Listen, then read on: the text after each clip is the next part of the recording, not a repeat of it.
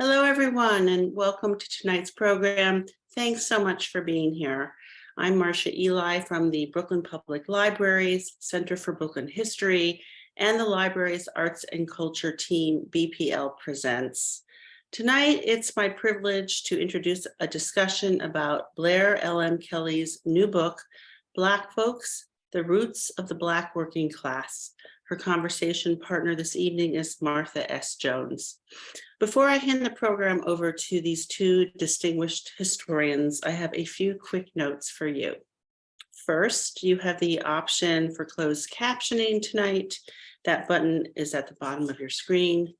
Second, we are putting a link in the chat to the local community bookstore here in Brooklyn so that you can explore Black folk on your own, and if you so desire, purchase a copy from an independent business. And finally, I invite you to share your questions this evening.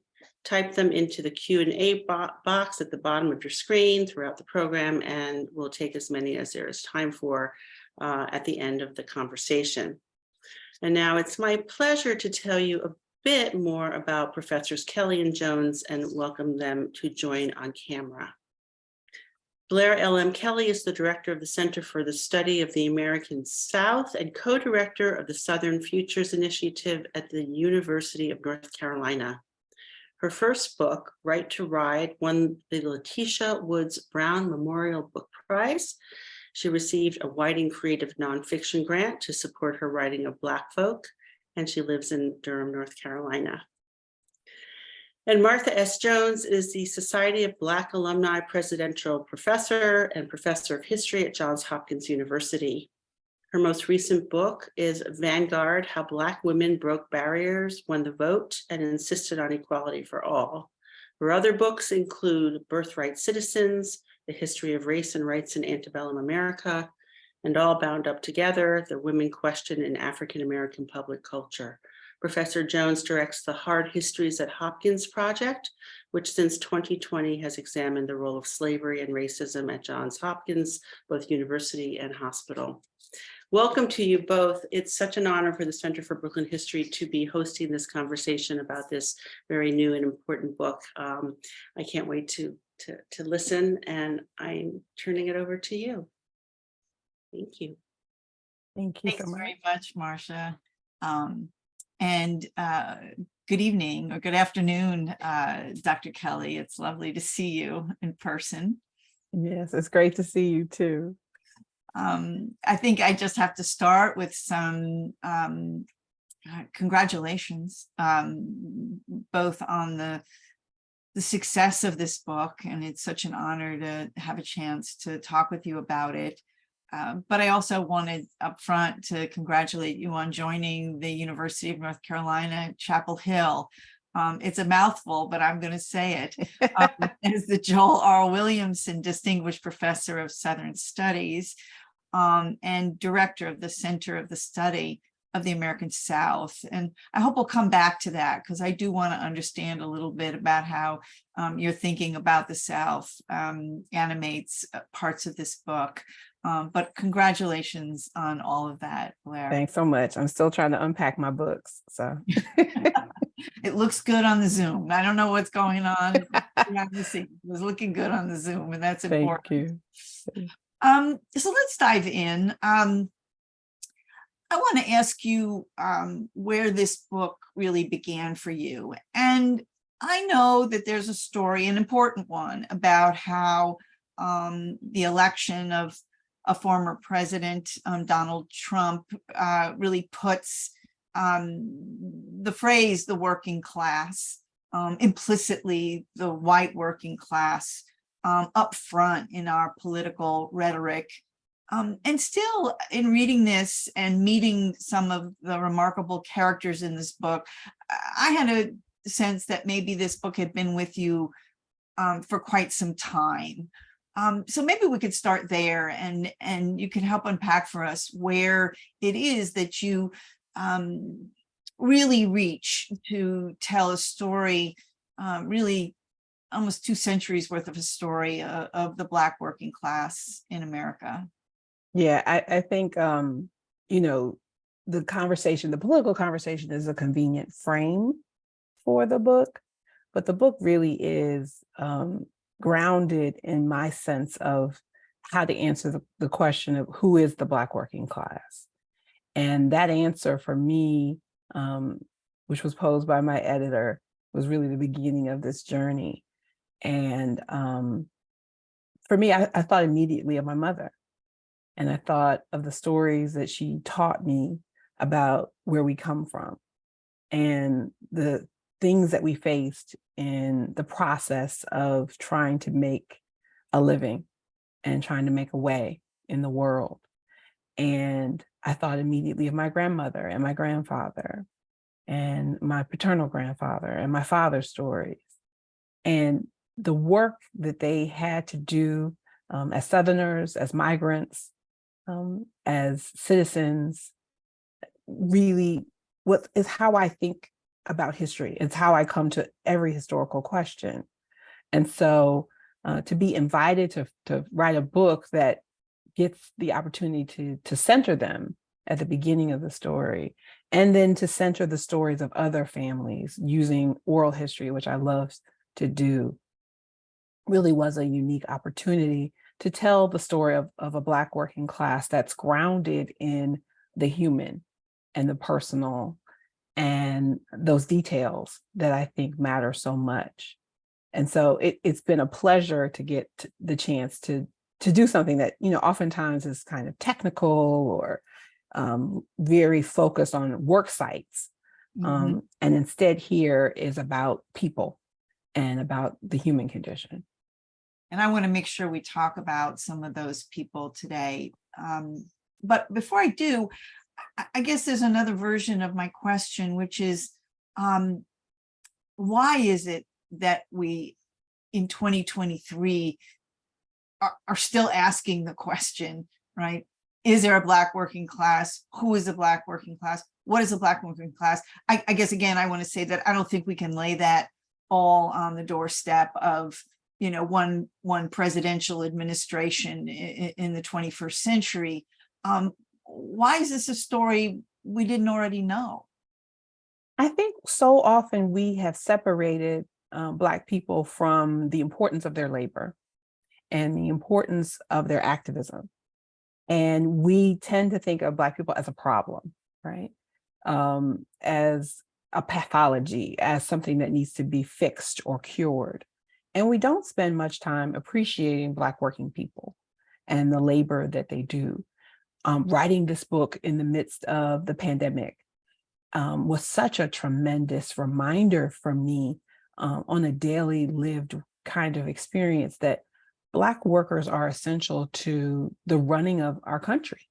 28% of Black workers are essential workers, and the people who showed up for folks when other people stayed home. And so if that moment wasn't just a pin, I think, in the meaning of the country as a whole, that the labor of the enslaved was, as you know, so substantive in building the entire nation, and the labor of people in freedom, in subjugation, rebuilt the country post-war. And we can't skip over that work, but we tend to do it. We tend to keep saying, oh, the poor, the problems, the neighborhoods, how do we improve? How do we improve? And we never talk about the structural challenges that they face.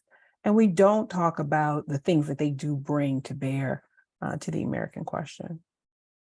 One of the things you do so powerfully in this book is give us singular stories, that you take this, for some readers, new, for many of us, I think, a sort of daunting, right, construct like the Black working class.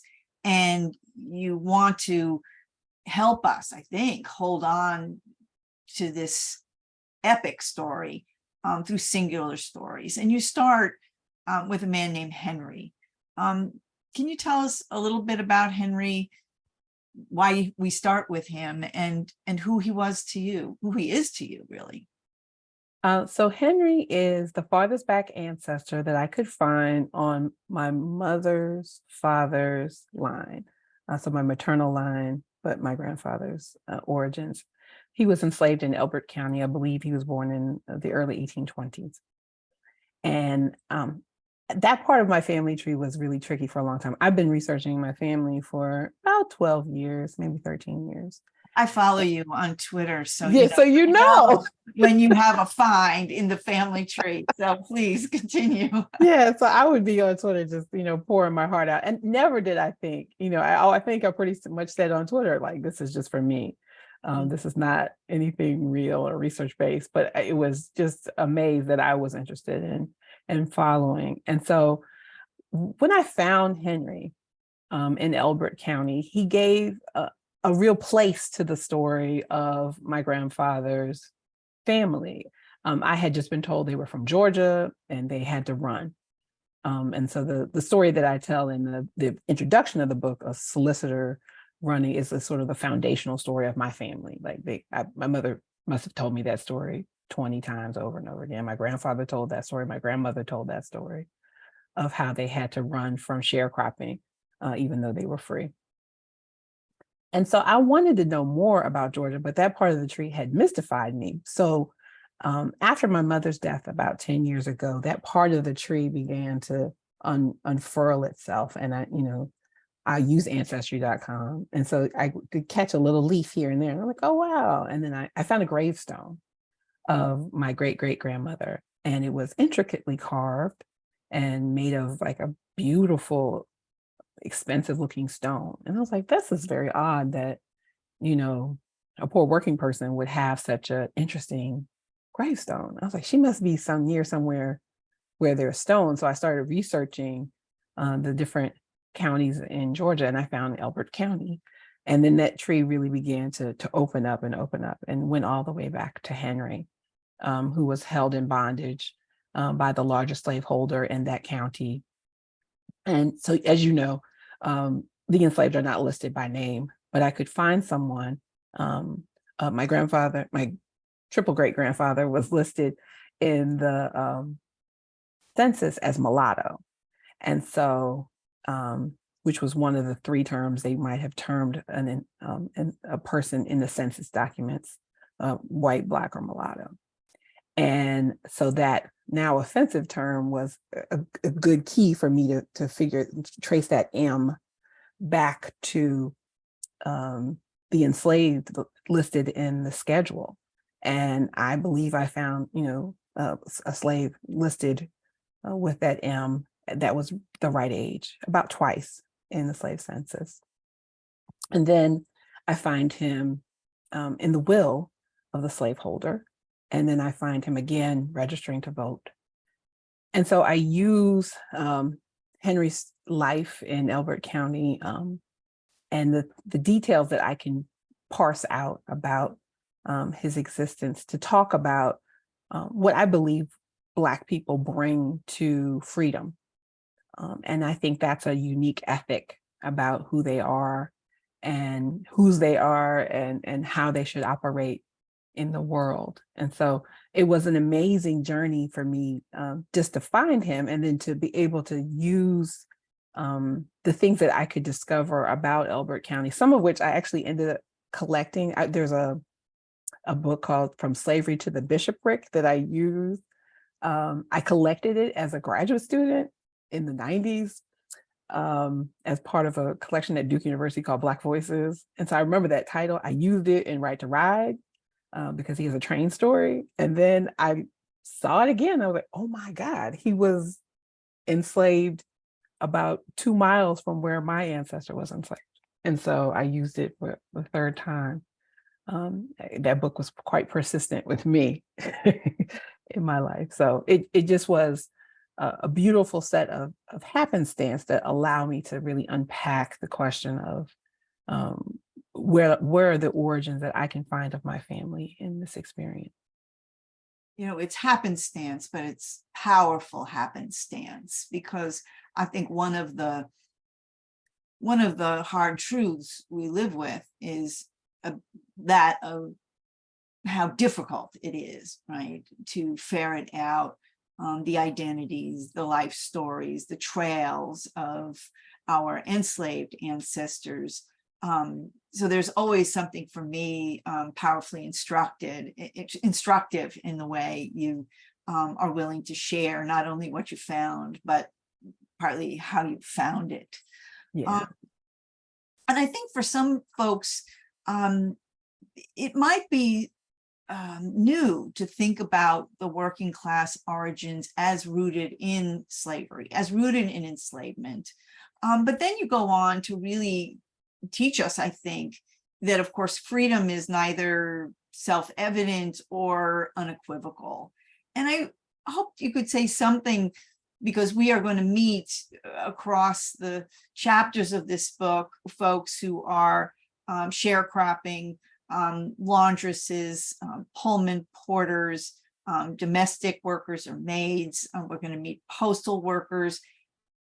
What is the continuity? Is this a story about continuity when it comes to lives in labor, more so than a story about slavery and freedom and a break at that critical juncture in 1865? Yes. So for me, I guess if I was a good labor historian, I would never have discussed enslavement, right? They can't be a working class and as enslaved people if we're taking this as good Marxists would. But for me, it was such an instructive moment to know where a unique ethic that I think the Black working class carry through all of those spaces and times. America is this very individualistic kind of country. We're taught to think that we are the product of our own labors, that we're meritorious and we work hard and we have those bootstraps that we keep picking ourselves up by. And I kept finding again and again that Black Americans didn't operate or think that way. They couldn't have survived that way. And the ways that they survived enslavement was to remake family, to remake kith and kin constantly. It was a constant moving sense of, well, who am I responsible for, and who can I help, and who can I pull along with me? And that process of upbuilding, of being critical of the institutions around them, being critical of enslavement, understanding their place in the world and their place in the economy, of building their own unique faith, one that rides in criticism with white Christianity in the South in particular, that was bent and determined to make the enslaved submissive. They instead saw a liberatory, powerful kind of document in the Bible, and built their own institutions of churches in secret in the woods, and then out in public as free people. And so those unique things are what Black people have from enslavement. And they use that same ethic to build lives for themselves as free people, to build unions, to build organizations, community groups, families, and broad in that broadest sense, that support them as they fight for their rights as workers, for access to good jobs, to live during the migration. And so for me, that is the thread, that there is something unique about the Black experience, and it's rooted in that history of enslavement. One of the things you say is that the Black folk are constituted not out of jobs, but out of community.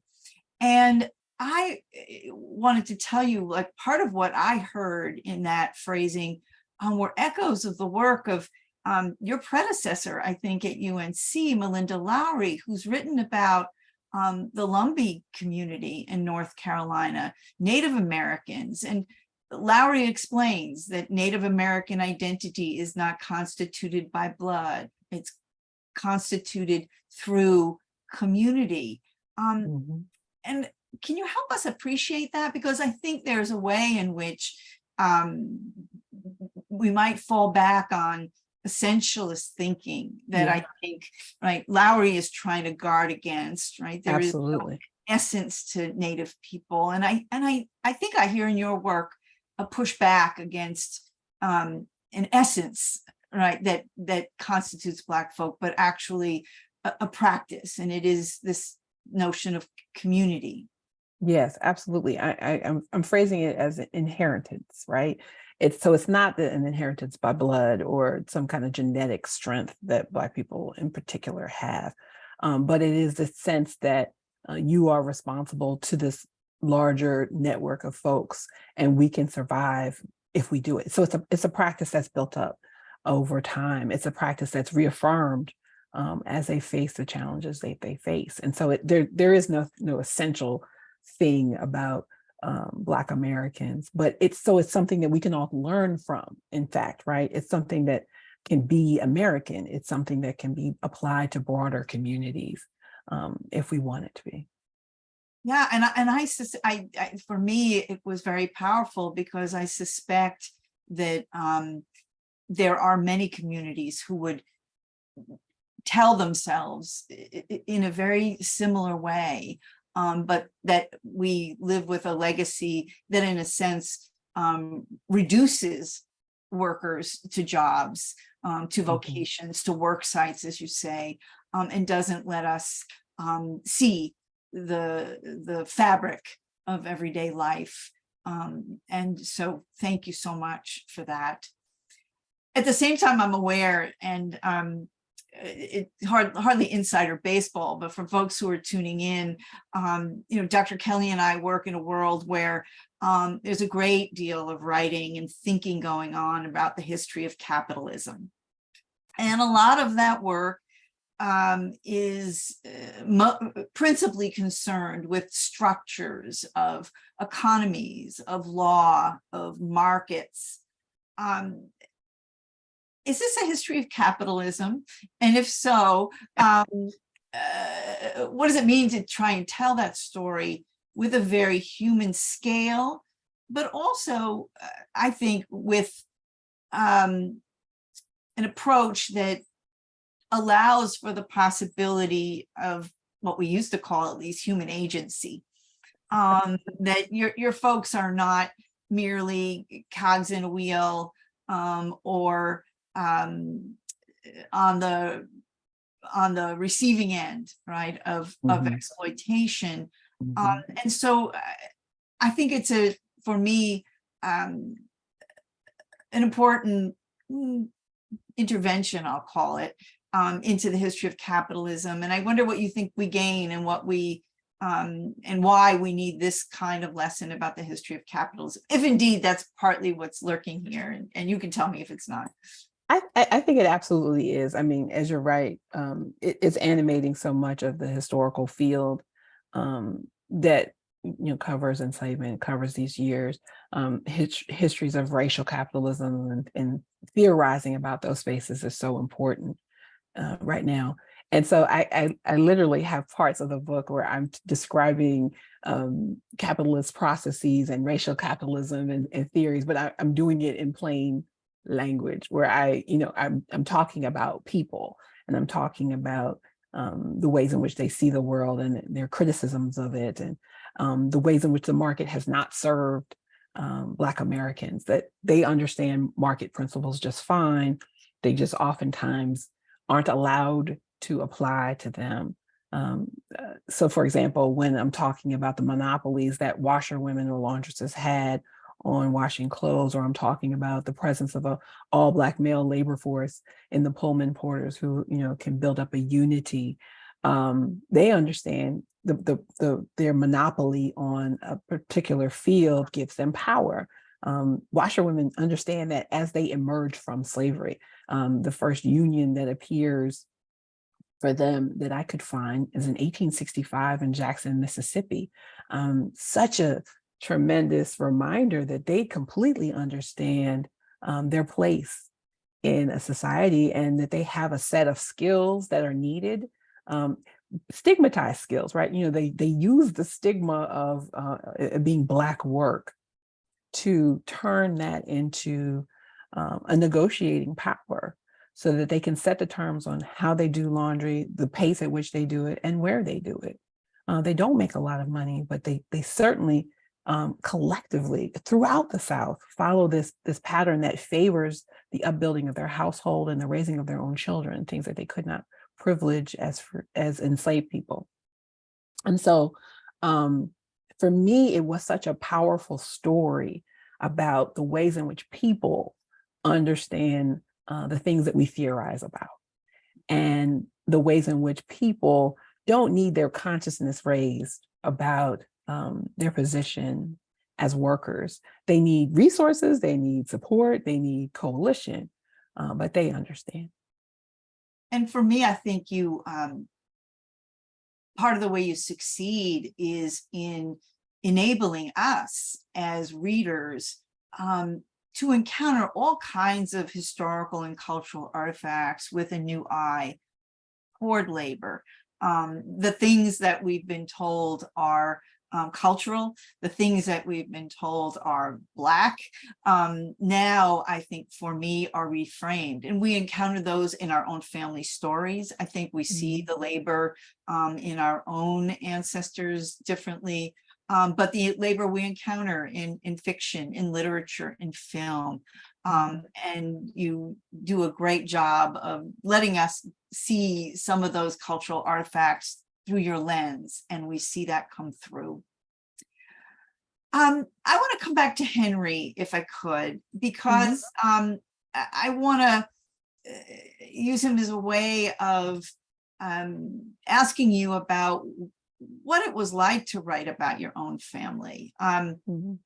Your dedication reads, "In memory of my ancestors."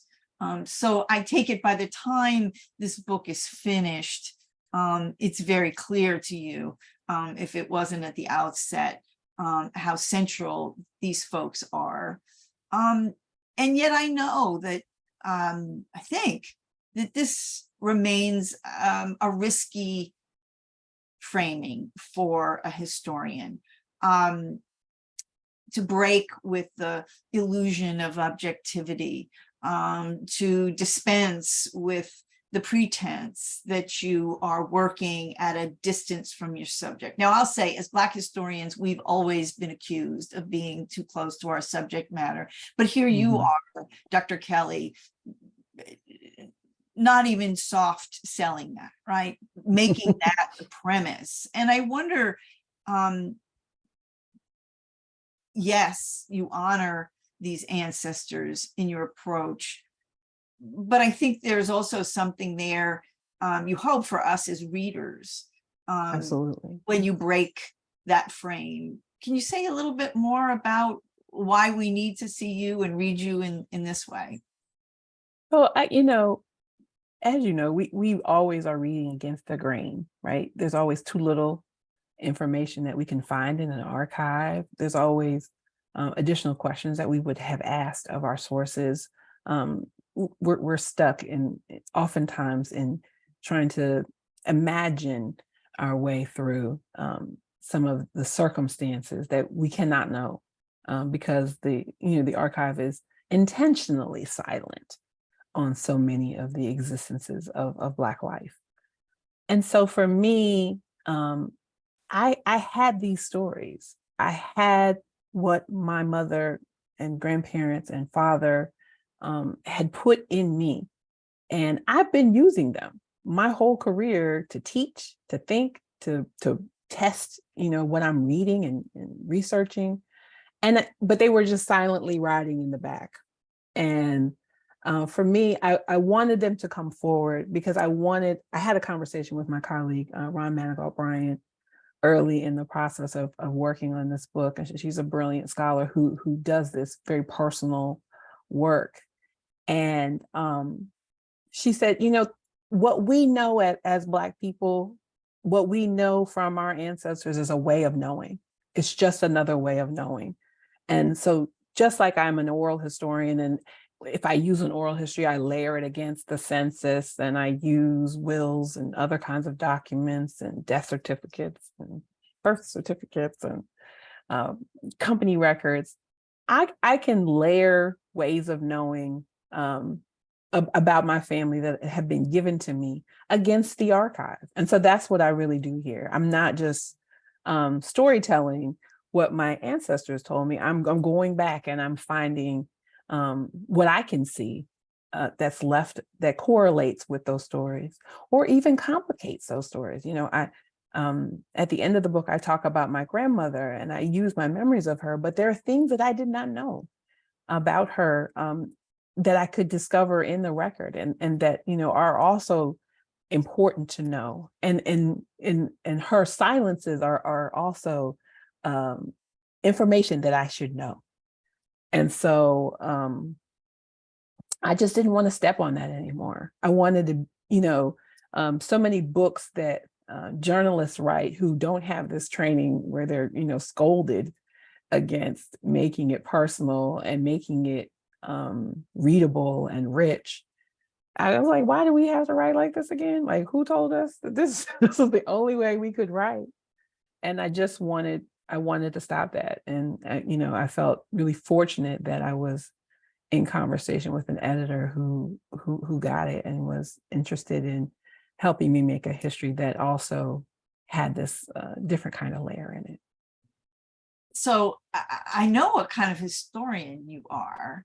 What kind of young person were you that you were sort of gathering and holding and keeping these stories? Because not all of us do that, right? A lot of us, grown people's talk goes in one ear, out the other, and we move on. What kind of young person were you?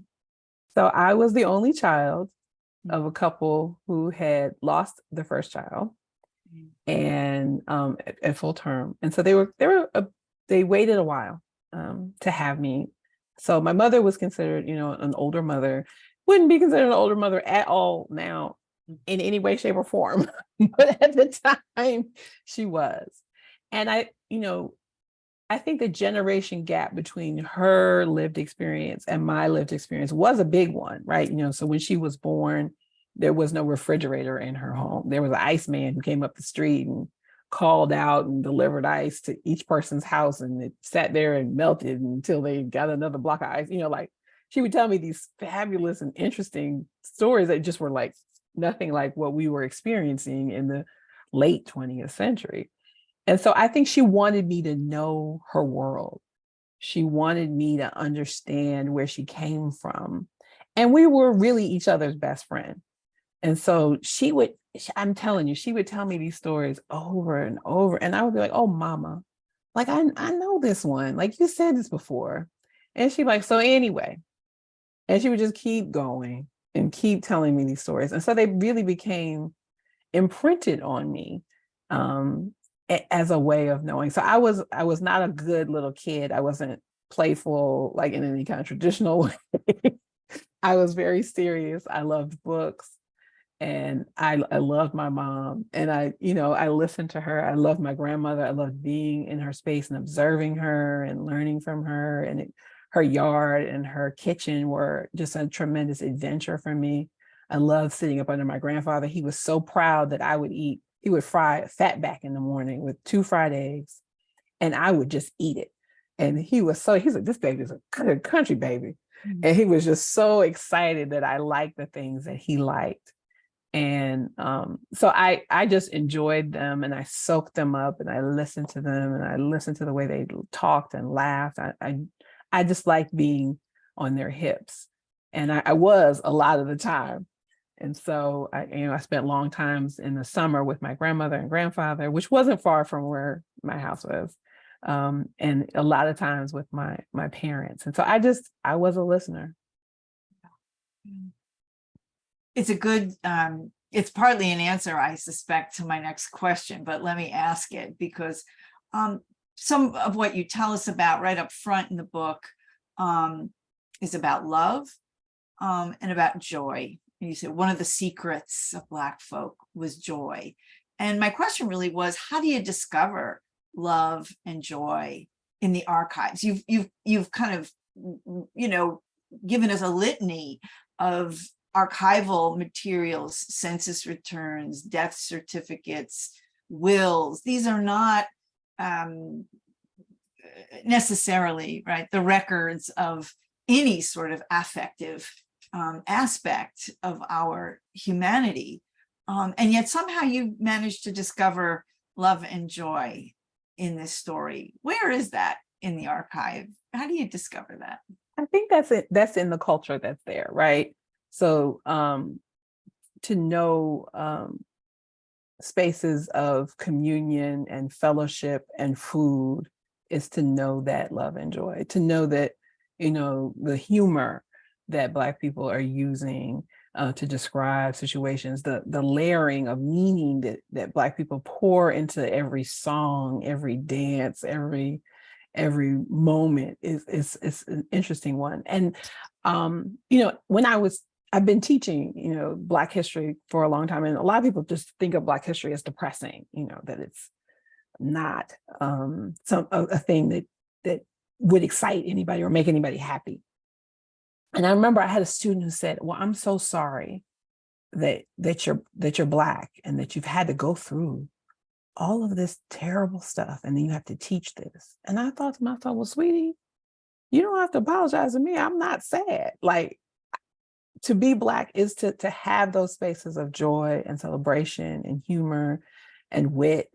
And I just wanted that spirit to pour through, because I think so often people are just bombarded with what has happened to Black people, and that comes to stand for the Black experience. And for me, that's not the whole.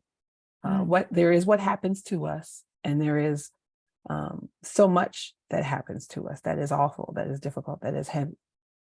And yet, that's not all of who we are. And so you might not like my next question, but I think it is partly wanting to ask about where some of the strife in this story is. And I texted you earlier today because I really was so moved reading this book again, but in part because you really, you led me to think about my own work in a new way. And and just briefly, my most recent book was about Black women activists and many, many decades of work on voting rights. Mm-hmm. But rereading this book led me to ask, who cared for their children? Who washed their clothes? Who attended them when they traveled? And I wonder, is there a story in here about intra-class strife? Is that part of the story? I recently reread E. Franklin Fraser's Black Bourgeoisie, and Fraser never gets as deep as he should have, as you finally do, right, with working people. But he sure has his eye on some of the women I write about. And so is there a story there about the tensions between us, the differences between us, the emergence of those differences that you can see?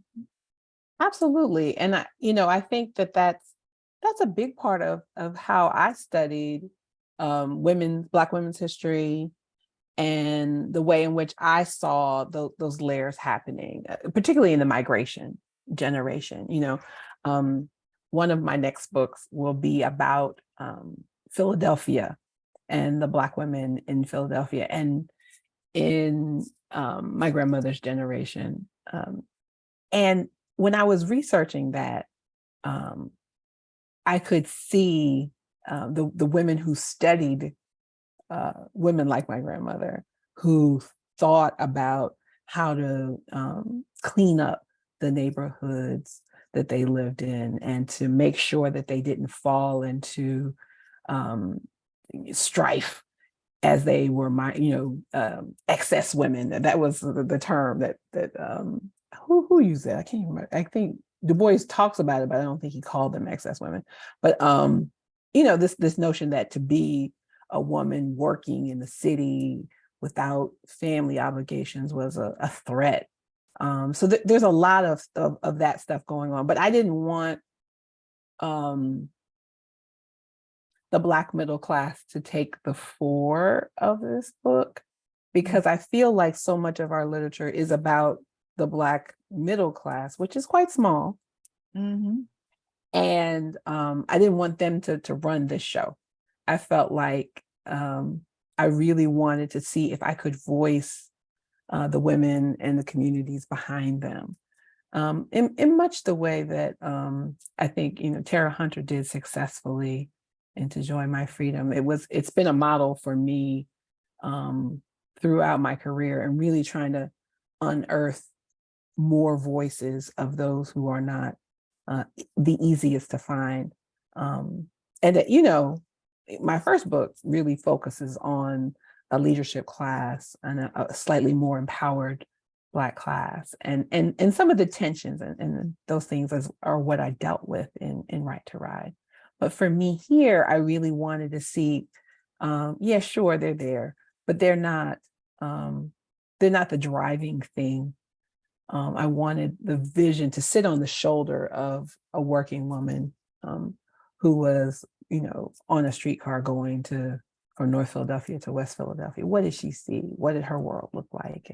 And how did she make her way? Yeah. And I'll say, at least for me as a reader, you didn't have to make the comparison explicit, right? Mhm. It's evident, I think, and yet gives me new questions about the women that I wrote about. So, And it's something that I think about, because I'm a person of, some privilege at this point. And I have people who work to assist me to do the things that I need done. I've been in relationship with women who have watched my children, and who helped me with the care of my father. And so I do think a lot about that, and the importance of not being a corrosive, awful human, but to remember them in the context of their lives, and to be as much of a service to them as I can, as they are a tremendous service to me in making any of this possible for me to be a professional person. mhm, mhm. I'm going to turn to the questions that are queuing up here, if I could. Great. Thanks to folks for these questions, and we'll keep them coming for Dr. Kelley.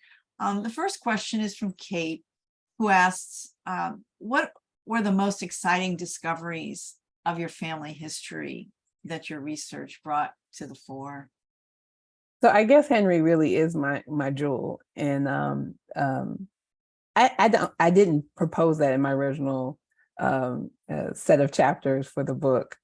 And as I worked, on the book, I was like, I gotta go back. And so Henry just kept being a giving space. So for me, finding him in two places was really unexpected and emotional. I found the will of his slaveholder. And, you and I are good, well trained, and we know that most enslaved people are not going to be listed by name in a will, particularly if someone that owns 200 some people. He's not going to write 200 some names in that document. And so I was like, okay, do I really need to read this? It was in manuscript, handwritten. And I was like, ugh. And it was like 2 a.m. and something was like, read it. And I was like, really, voice? I don't think I need to read this. And the voice was like, nope, read it. And so I just began to sit there and read word by word, tap into my old school skills about, reading the documents and creating a code of the letters and making sure it made sense to me. And I'm going and going. And then I see a big, beautiful looping H. And I'm like, does that say Henry? And it said, I looked again, I looked at my other H's. I was like, that says Henry, a blacksmith. And that was something I did not know at all. But to see him there was so poignant and so exciting and so affirming of that prompt that I felt in my spirit to go forward. But then I realized I didn't see his family. I didn't see his wife, didn't see his children. None of them were named. No other ancestor of mine was named in that space. And so had that will been executed, I wondered if he would have been separated from the rest of his family. So it was both poignant to him as a skilled slave being noted in that document, but it was no prize had it been his lived experience. And the other time I found Henry that I was thrilled to see was him as a voter, registering to vote in 1867 on a document that has a big X on the line where a signature should be, and it says his mark written above it. And that was just soul stirring, his bravery in moving into that moment and marking his space as citizen. I thank you for sharing him with us. And just today I went back and I had read an early version of this book where Henry wasn't there. Yes, you did. And so it's also a tribute, I think, to the dynamism of your research, right? And how fresh so much of this material is for you and for all of us. I think, Martha, you read the most versions of this book of anybody. with pleasure, and as an I'm very honor. thankful to you for that.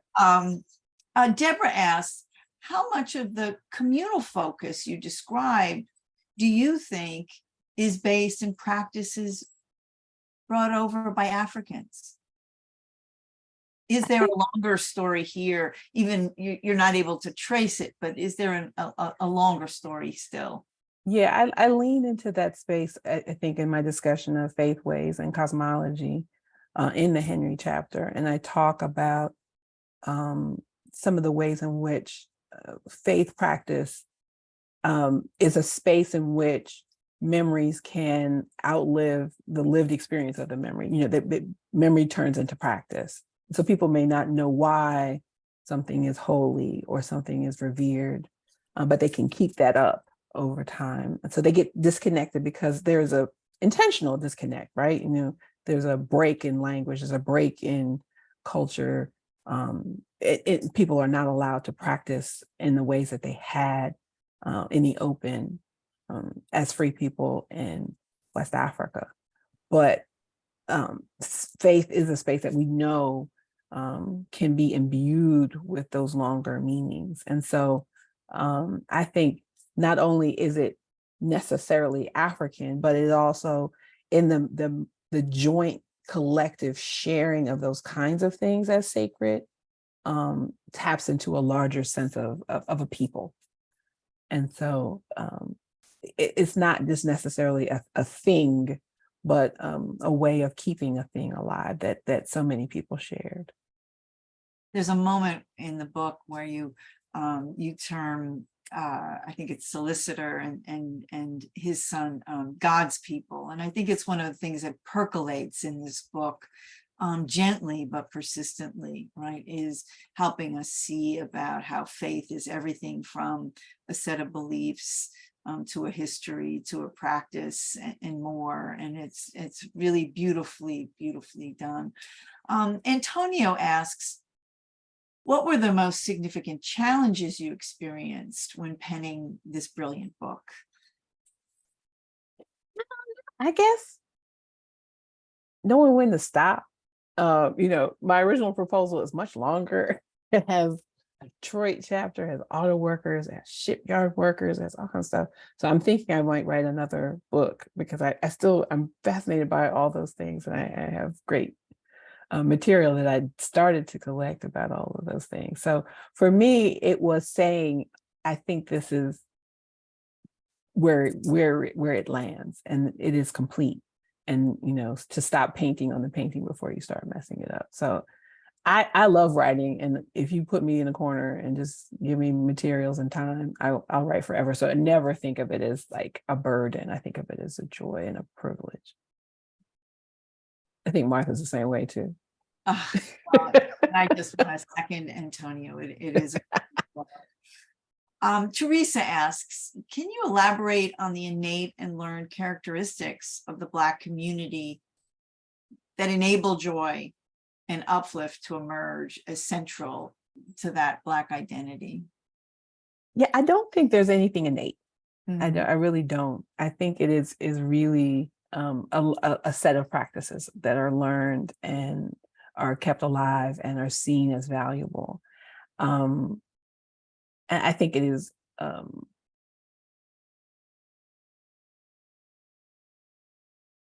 you know, a way of finding laughter, a way of finding a tension reliever, an inside joke, a song, a melody, creativity.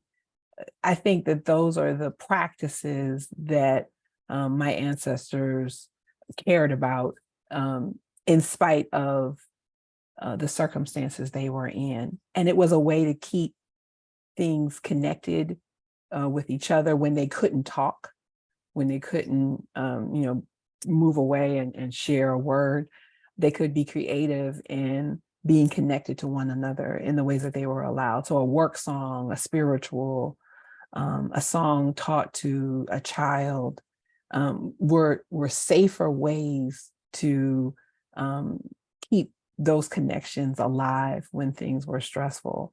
And I think that those habits of the glance, the nod, the ways of knowing each other without saying any words, come from those spirit, those moments where there was so much pressure on them that they had to find new creative outlets of communication. And it became a game. It became a fun way of making fun of the silliness that those who were oppressing them were operating on. I love that one of my oral histories, starts with a cakewalk.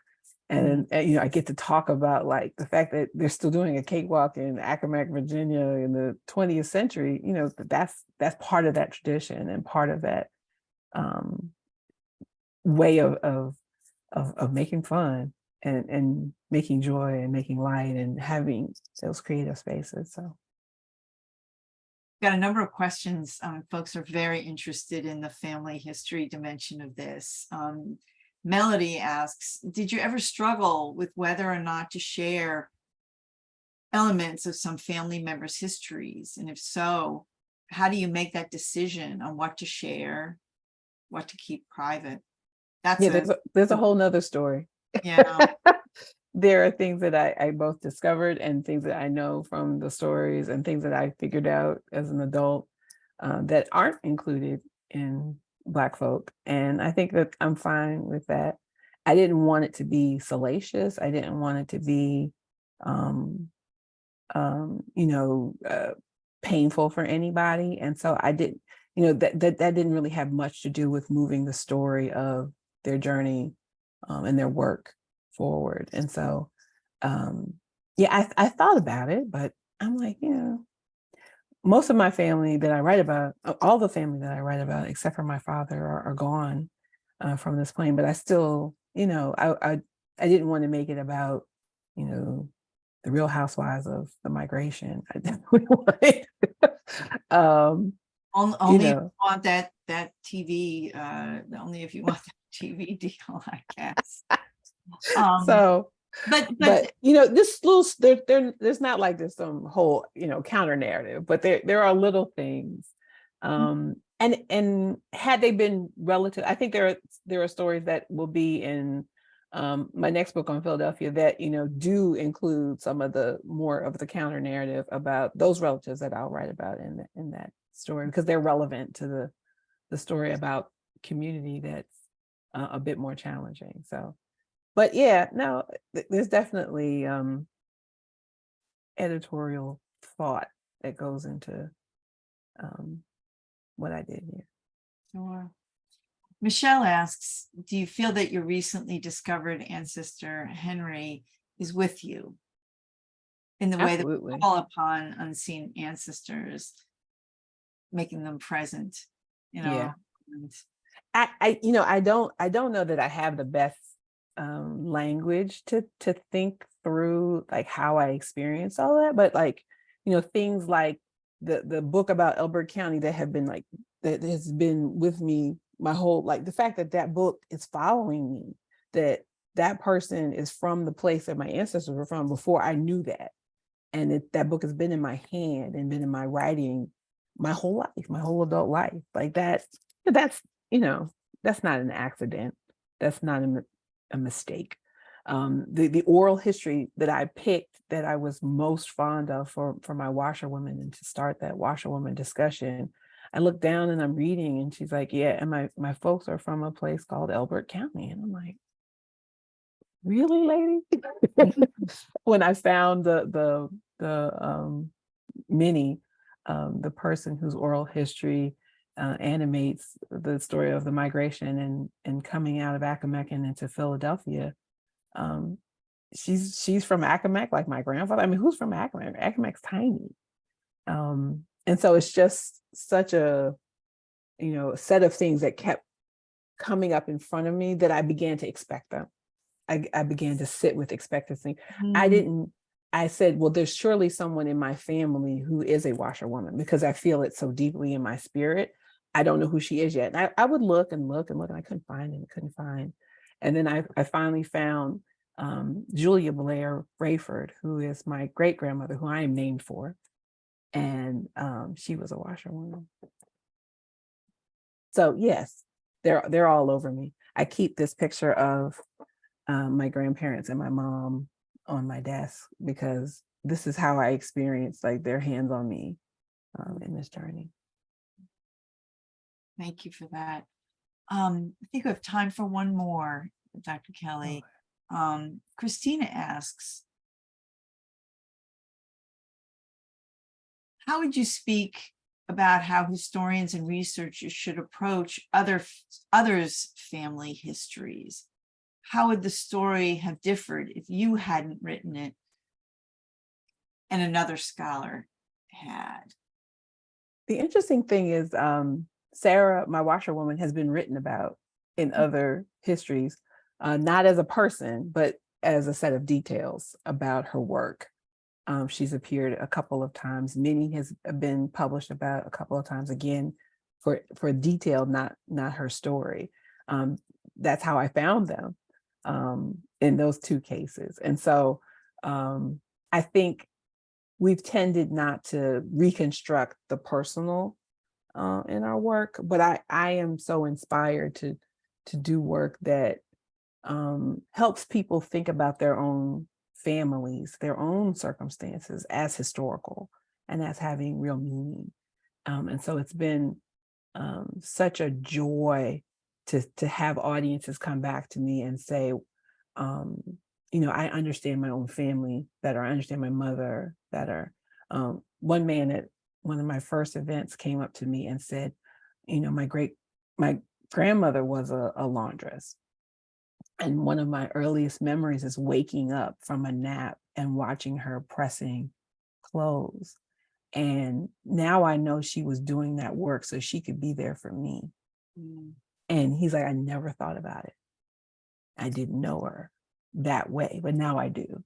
And so for me, that's the power in telling it from that personal perspective, and to add that personal and loving perspective, not only to my own family. So when I say this is to my ancestors, I'm thinking very broadly, not just to the people who I am blood related to, but all of these stories are families that I feel part of and honored to know more about. And I think it's one of the many things I want to thank you for. And I think folks who are with us tonight, those who have read the book, those who have not yet read the book, want to thank you, I think, for making space for thinking about some of the most, profound and consequential questions of our own time, of our politics, of our culture, and more, but doing it in ways that let us see ourselves, let us see our family, let us see our ancestors, particular and collective. Seeing our own stories in the work is not something I think that we always bring to, not an expectation that we always bring to a work of history. But we thank you very much, Dr. Kelley, for that and for the work. And I think my role now is to hand the microphone, as it were, back to Marcia Ely. Thank you so much, Marcia. What an amazing conversation. I have to say, it's not often that you get chills up your spine by both the answers and the questions. It was a wonderful conversation to listen to, and congratulations on this book. The book is Black Folks, The Roots of the Black Working Class. The link to the community bookstore is in the chat.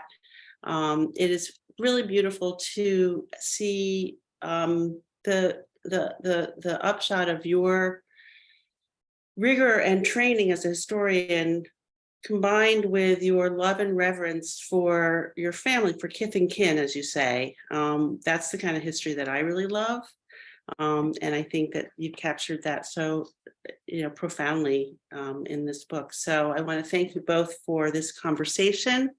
And I want to thank everyone for being there and for your questions. We did record this and we will post it on the Center for Brooklyn History Public Programs YouTube channel tomorrow. And on that note, good night to all. Thank you.